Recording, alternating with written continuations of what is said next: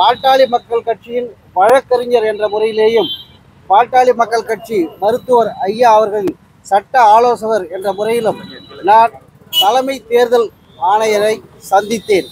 எங்களுடன் சேலம் எம்எல்ஏ அருள் அவர்களும் அந்த பாட்டாளி மக்கள் கட்சியினுடைய பொதுச் செயலாளர் முரளிசங்கர், டாக்டர் ஐயா அவர்களுடைய தனிச் செயலர் சுவாமிநாதன் அனைவரும் சென்றிருந்தோம். இந்த கூட்டம் என்பது மிக முக்கியமாக 2-3 நாட்களாக உலகி வரக்கூடிய ஒரு தவறான தகவல்களை முறியடிப்பதற்காக நடந்த கூட்டமாகும். பாட்டாளி மக்கள் கட்சியை பொறுத்தவரையிலே அது சட்ட விதிகளின்படி தேர்ந்தெடுக்கப்பட்ட தலைவர் மருத்துவர் டாக்டர் ஐயா தான். டாக்டர் ராமதாஸ் அவர்களே 2025 மே 30 முதல் தலைவராக இருக்கிறார். அதை தேர்தல் ஆணையத்திற்கு அனுப்பியிருக்கிறோம்.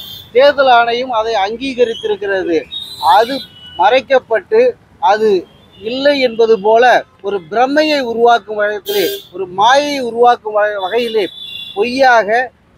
பொய்யான தகவல்களை கொடுத்து பாட்டாளி மக்கள் கட்சியினுடைய காலத்தை நீட்டிப்பதாக சொல்லி ஒரு கடிதத்தை கொடுத்து பாட்டாளி மக்கள் கட்சிக்கு ஐயா இல்லாதவர்கள்தான் தலைவராக இருக்கிறார்கள் என்ற ஒரு பொய்யான தகவலை சொல்லி இருப்பதை மாற்றி அமைப்பதற்காக அனைத்து நடவடிக்கைகளும் எடுத்து அதற்கான அனைத்து ஆவணங்களையும் நாங்கள் தேர்தல் ஆணையரிடம் சமர்ப்பித்துள்ளோம். தலைமை தேர்தல் ஆணையர் அவர்கள் மிக கவனமாக அனைத்து விஷயங்களையும் கேட்டு அனைத்து ஆவணங்களையும் பரிசீலித்து அது சம்பந்தப்பட்ட பார்க்கக்கூடிய அதிகாரிகள் அனைவரையும் வர சொல்லி பார்த்து அதற்கான முடிவை விரைவில் எடுத்து இந்த முடிவு சட்டத்திற்கு புறம்பானது என்று முடிவு செய்து மாற்றி அமைத்து டாக்டர் ஐயா அவர்களே பாட்டாளி மக்கள் கட்சியுடைய தலைவர் என்றும் டாக்டர் ஐயா வசம்தான் பாட்டாளி மக்கள் கட்சி உள்ளது என்றும் அவரால் அங்கீகரிக்கப்பட்ட ஆபீஸ் பேரர்ஸ் மட்டுமே கட்சியை வழிநடத்துவார்கள் என்றும் மாம்பழம் சின்னம் ஐயாவுக்குத்தான் என்றும் ஐயாவுடைய தலைமை அலுவலகம் தைலாபுரம் மற்றும் நாட்டுமுத்து நாயக்கன் தெரு என்ற இடம்தான் என்பதை பற்றியும் அறிவிப்பு விரைவில் வர இருக்கிறது. எனவே மற்ற விவரங்களை சட்டமன்ற உறுப்பினர் பேசுவார்.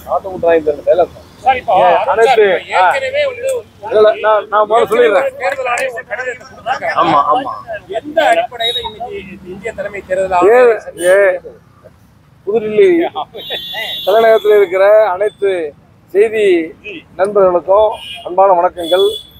எங்களுடைய பாட்டாளி மக்கள் கட்சியை பொறுத்தவரையிலே 46 ஆண்டுகளுக்கு முன்பு வன்னியர் சங்கம் என்ற அமைப்பை தொடங்கி இன்று வரையிலே தன்னுடைய அயராத உழைப்பாலே உழைத்து கொண்டிருக்கிற, தன்னை அர்ப்பணித்து வாழ்ந்து கொண்டிருக்கிற மகத்தான தலைவர் மருத்துவர் ஐயா அவர்கள் என்பது எல்லாத்துக்கும் தெரியும். அப்படிப்பட்ட ஒரு நம்முடைய ஐயா அவரத்திலிருந்து 1989ஆம் ஆண்டு துவங்கப்பட்ட இந்த கட்சியை அவருடைய மகனாக இருக்கிற அண்ணன் அன்புமணி அவர்கள் பிடுங்குவதற்கு முயற்சி பண்ணுகிறார். அதற்காக பல வேலைகளை அவருக்குன்னு இருக்கிற சில சட்ட ஆலோசகர்கள், இந்த பாலு மாதிரி ஒன்றுமே தெரியாத சட்ட ஆலோசகர்லாம் வச்சுக்கிட்டு பண்ணுறாங்க. அந்த அடிப்படையில் எங்கள் மருத்துவர் ஐயா சொன்னார், 40 பொய்களை இல்லை 42 பொய்களை சொல்லி இன்றைக்கு மக்களை ஏமாற்றி இருக்கிறார் என்று அவர் மீது ஒழுங்கு நடவடிக்கை எடுக்கப்பட்டது நீங்கள் அறிந்தீர்கள். இங்கே நாங்கள் தேர்தல் கமிஷனுக்கு எங்களுடைய மருத்துவர் ஐயாவுடைய சட்ட ஆலோசகர் நம்முடைய டாக்டர் வழக்கறிஞர் அருள் அண்ணன் அவரோடு எங்களுடைய பொதுச் செயலாளர் அவர்களோடு நம்முடைய ஐயா இந்த சுவாமிநாதன் நாங்கள்லாம் வந்து பார்க்கும்பொழுது இன்றைக்கு காலையில் உங்களுக்கு தெரியும் 10 மணிக்கு உள்ளே போனோம். இதுவரையில் 1:30 மணி வரைக்கும் 2 மணி வரைக்கும் அங்கே இருக்கிற தலைமை தேர்தல் அதிகாரியை பார்த்தோம். தலைமை தேர்தல் ஆணையாளரே பார்த்தோம். தலைமை தேர்தல் ஆணையாளர் 9:45 மணிக்கு அவராக கூப்பிட்டு எங்ககிட்ட அந்த விவரங்கள் எல்லாம் கேட்டார்.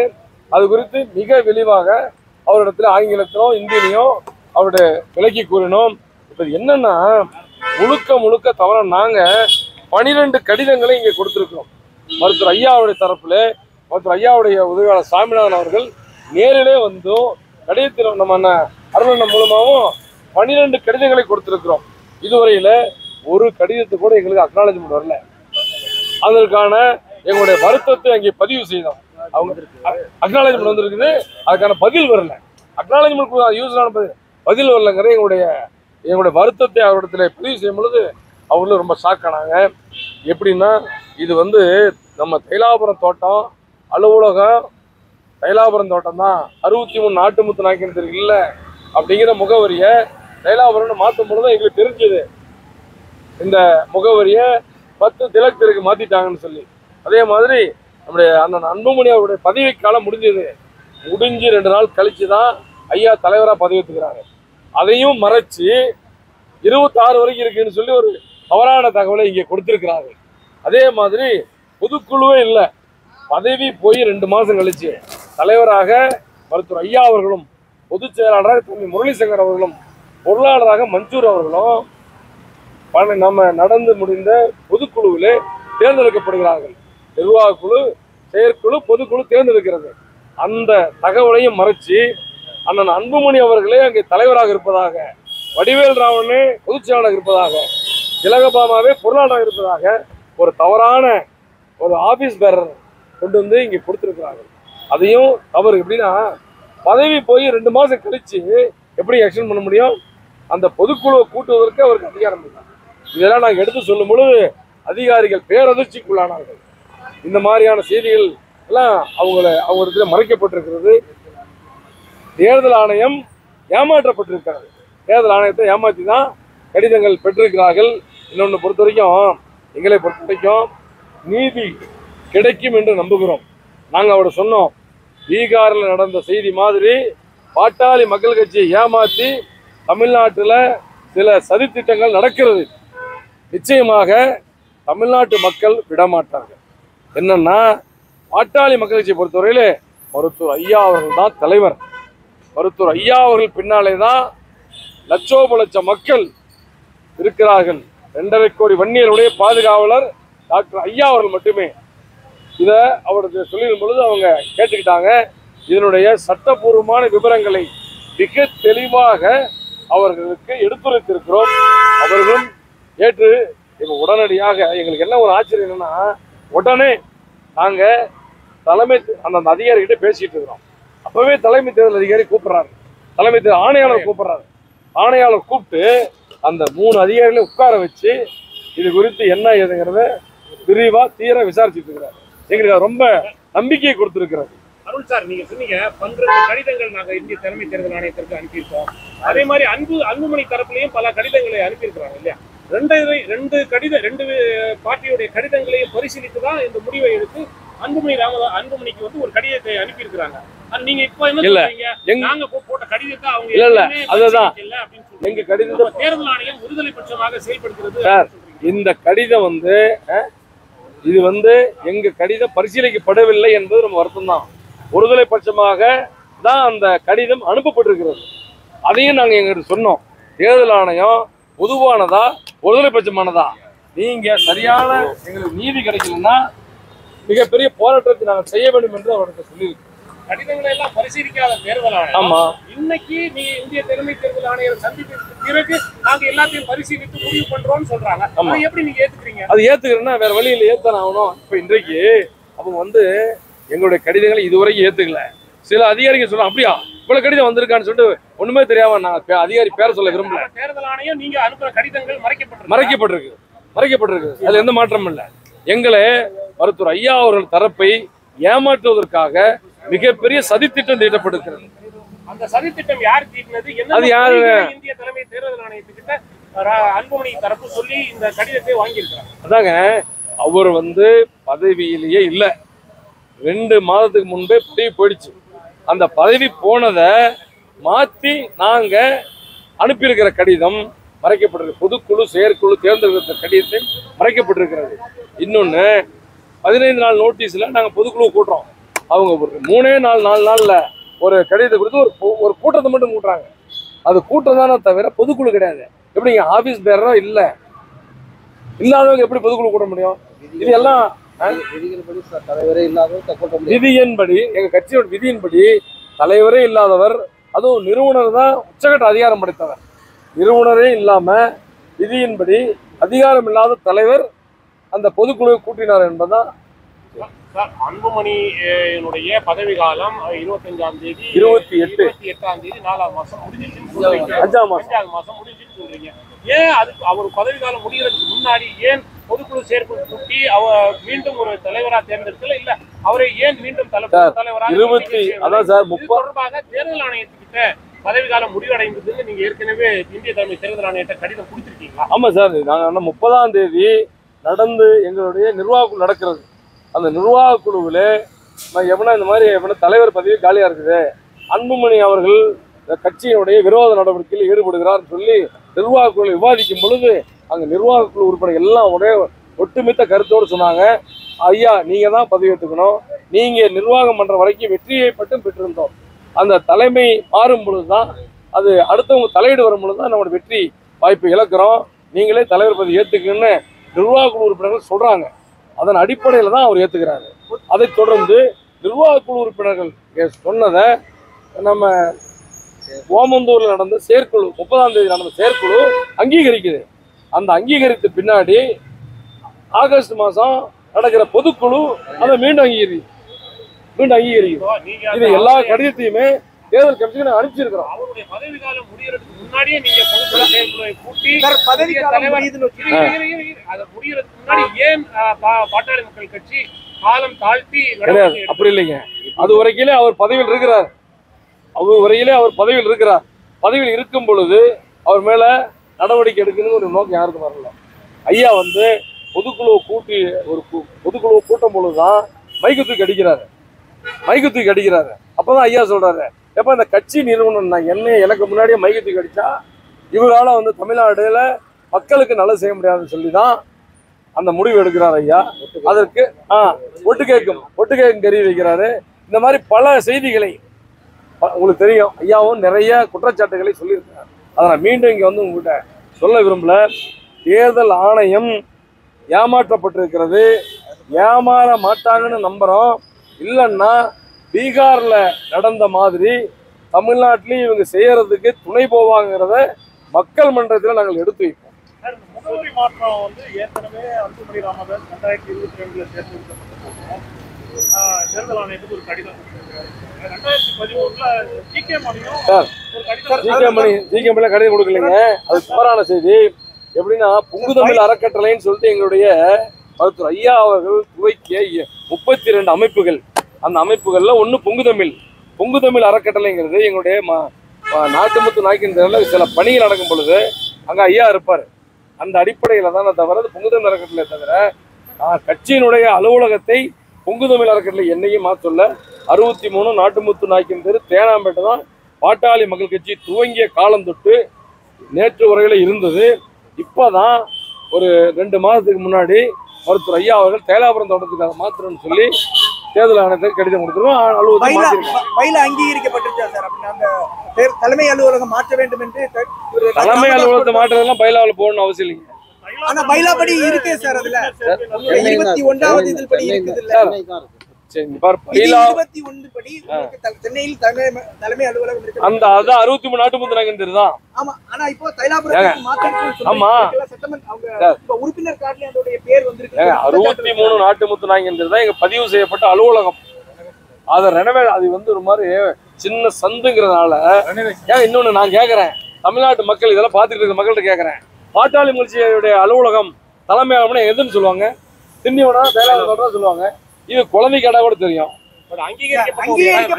அங்கீகரிக்கப்பட்ட இடம் தான் தைலாபுரம் தோட்டம். இப்ப தைலாபுரம் தோட்டத்துக்கு மாத்திட்டோம். தலைவர், பொதுச் செயலாளர், பொருளாளர் 3 பேர் சேர்ந்தா மாத்துறாங்க. சென்னை ஆபீஸ் அது பகுதி ஆபீஸா நடக்குது. எங்களுக்கு அலுவலகம் என்பது தைலாபுரம் தான். ஏற்கனவே பாட்டாளி மக்கள் கட்சியுடைய 2 தரப்பு கடிதம் கொடுத்துட்டாங்க. அதை பரிசீலிச்சு இரண்டு தரப்புன்னு சொல்லாதீங்க. பாட்டாளி மக்கள் கட்சி என்பது ஒன்று மட்டும்தான். அது மருத்துவர் ராமதாஸ் ஐயா, எங்களுடைய தலைவர் மருத்துவர் ஐயா அவர்களை நிறுவனராக கொண்டு அவரை தலைவராக கொண்டிருக்கிற கட்சி தான் பாட்டாளி மக்கள் கட்சி. தவிர அது ஒரு குழு தான். தவறான முடிவு எடுத்திருக்குது. தேர்தல் ஆணையம் தலைமுறை எடுத்துதான் நாங்க சொன்னோம், அப்பீல் பண்ணிருக்கோம். அதுக்கு என்ன காரணம்? அது அவங்க தவறான செய்திகளை பேப்பர்லாம் கொடுத்துருக்காங்க. நீங்க அவங்க முறையாக பரிசீலிக்கவே இல்லை, இதுவரைக்கும் பரிசீலிக்கல. அதுக்காக தான் நாங்க இன்னைக்கு பேசிட்டு வந்தோம். இப்ப நீங்க இந்திய தலைமை தேர்தல் ஆணையத்தை என்ன கோரிக்கை சார்? எங்க பாட்டாளி இப்ப மாம்பழம் சின்னம் என்பது பாட்டாளி மொழியை கொடுத்துருக்காங்க. அதுதான் மருத்துவர் ஐயா அவர்கள் உருவாக்கிய நிறுவிய தலைவராக இருக்கிற பாட்டாளி மொழி தான் கொடுத்துருக்காங்க. அது முகவரி மாறி கடிதம் அங்கே சென்றிருக்கிறது. அந்த கடிதத்துல முகவரியில மாத்தணும்னு கேட்டிருக்கோம். அப்படிதான் கேட்டிருக்கோம். அதே மாதிரி இப்ப பாட்டாளி மக்கள் கட்சி தலைவருங்கிறது முடிவு செய்ய வேண்டிய தேர்தல் ஆணையம் கிடையாது.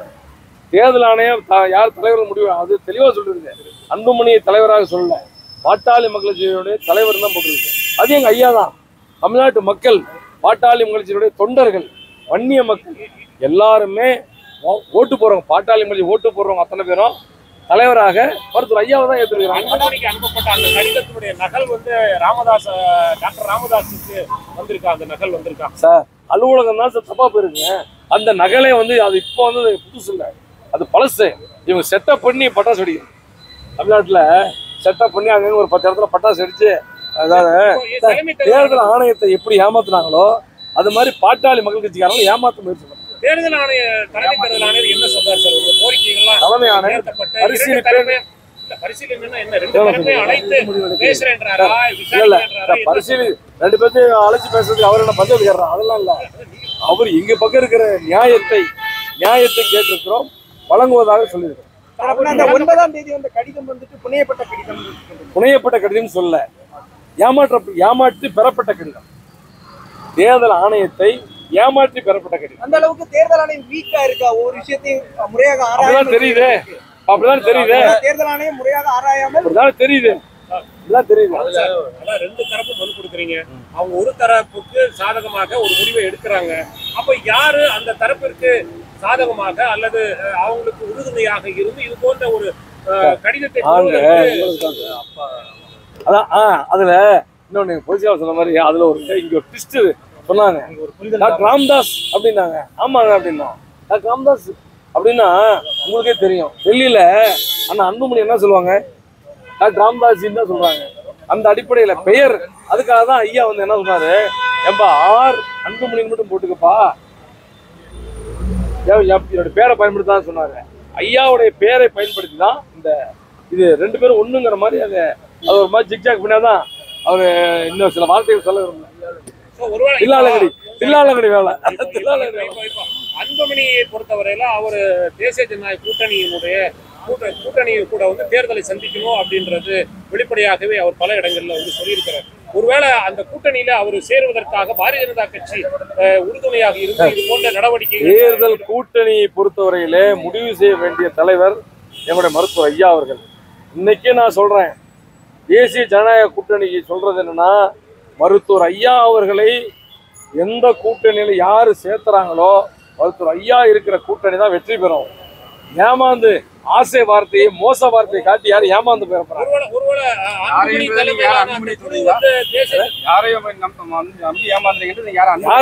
யாரையும் நான் சொல்றது மருத்துவர் ஐயா தான் தலைவர், பாட்டாளி மக்களுடைய தலைவர் மருத்துவர் ஐயா. அவரு சொன்னாதான் தமிழ்நாட்டில் வன்னிய மக்கள் ஓட்டு போடுவாங்கிறத அழுத்த நிறுத்தமா நல்லா உங்ககிட்ட உளவுத்துறை இருக்குது, மத்தியில இருக்குது, மாநிலத்தில் இருக்குது, எல்லாத்தையும் தேர்ந்தெடுத்து கேட்டுங்க. வாக்காளர்கள் மருத்துவ ஐயா பின்னாடி தான் இருக்கிறாங்க. சொல்றது மாதிரி இல்லாம அன்புமணிக்கு பின்னாடியே நிறைய பேர் போறாங்க. அது நிர்வாகிகள் சார். நான் ஐயா தான் தெளிவா சொல்லிட்டாங்களே. மொத்தம் 108 மாவட்ட செயலாளர்கள், 100 மாவட்ட செயலர் அவர் வந்து அவர் மிரட்டோ ஆசை பார்த்து பதவி. ஒரு உதாரணத்துக்கு சொல்றேங்க, மாநில துணைத் தலைவர் பதவிங்கிறது மருத்துவர் ஐயா இருக்கு. ஐயா நிர்வாகத்துல மாட்டு சமுதாயத்துக்கு மட்டும் ஒரு மாவட்டத்துக்கு 1 போடுவார். இன்னைக்கு மாநில துணைத் தலைவர் பதவியை முந்தானத்தை எங்க சேலம் மாவட்டத்தை மட்டும் 5 துணைத் தலைவர் போட்டிருக்காங்க. யாரு கேட்டாலும் இப்ப ராமகிருஷ்ணன் சார் வந்து இந்த எங்க பாட்டாளி கட்சியில வந்து சேர்ந்து துணைத் தலைவர் கொடுத்தாதான் வரணும்னு எங்க அண்ணன் அன்புமணி போட்டு விட்டுருவாங்க. பாட்டாளி மக்கள் கட்சி ராமதாஸ் நிறுவனராக அது துவங்கப்பட்ட கட்சி. அந்த கட்சியில வந்து இப்ப எவ்வளவு உறுப்பினர்கள் இருக்கிறாங்க? ராமதாஸ் தலைமையிலான அந்த கட்சியில வந்து எவ்வளவு உறுப்பினர்கள் இருக்காங்க? அன்புமணிக்கு பின்னாடி மொத்தமா பாருங்க, பாட்டாளி மக்கள் கட்சி கடந்த தேர்தலில் 5.87% வாக்குகளை பெற்றோம். உங்களுக்கு தெரியும், கன்னியாகுமரி, நாகர்கோவில், தென்காசி, தேனி மாவட்டத்தில் பாட்டாளி கட்சி இல்லை. 2016 ஒரு சின்ன கணக்கு மட்டும் சொல்றேன், சேலம் மாவட்டத்தில் 11 தொகுதியில் மாற்ற முன்னேற்றம் அன்புமணிங்கிற தலைப்புல மருத்துவர் ஐயா அவர்கள் அந்த தேர்தலில் சேலம் மாவட்டம் மட்டும் 3 லட்சம் ஓட்டு வாங்கணும் 11 தொகுதியில். ஆக 3 லட்சம் வாக்காளர்களுமே ஐயா கிட்ட தான் இருக்குது. அந்த பொறுப்பாளர்கள் அங்கங்கே போறாங்க வர்றாங்க, அதுக்கு நான் ஒன்றும் சொல்ல முடியாது. பொறுப்பாளர் என்ன, எதிர்காலம் அந்த காலம் இந்த காலங்கிறாங்க. இன்னைக்கு சோத்துக்கு வழி இல்லை, இன்னைக்கு உயிரோடு இருந்தால் தான் நாளைக்கு வாழ முடியும். அது தெரியாம அந்த தம்பி எல்லாம் பண்றாங்க. ஐயாவே பாட்டாளி முடிச்சு எங்களுக்கு நீதி தேர்தல் ஆணையத்தில் கிடைக்கும். பாட்டாளி மக்கள் கட்சியினர் 100க்கு 100% ஐயா பேர் தான் இருக்காங்க. 100க்கு 100 பாட்டாளி மக்கள் கட்சிகள் ஐயா பேர் இருக்காங்க. சில நிர்வாகிகள் மட்டும்தான் அங்க இருக்கிறாங்க. தேர்தல் ஆணையம் எங்களுக்கு விரைவில் நல்ல தீர்ப்பை வழங்கும். அப்படி வழங்காவிட்டால் ஐயா கலந்து கோர்ட்ல ஏதோ போறதுக்கு ஏதாவது வாய்ப்பு? ஆமா, கட்டாயம் கோர்ட்டுக்கு போவோம், மக்கள் மன்றத்தை கூட்டி போராடுவோம். தேர்தல் ஆணையத்தை பத்தி நாங்க மக்கள்கிட்ட பேச வேண்டியிருக்கோம். Okay, thank you.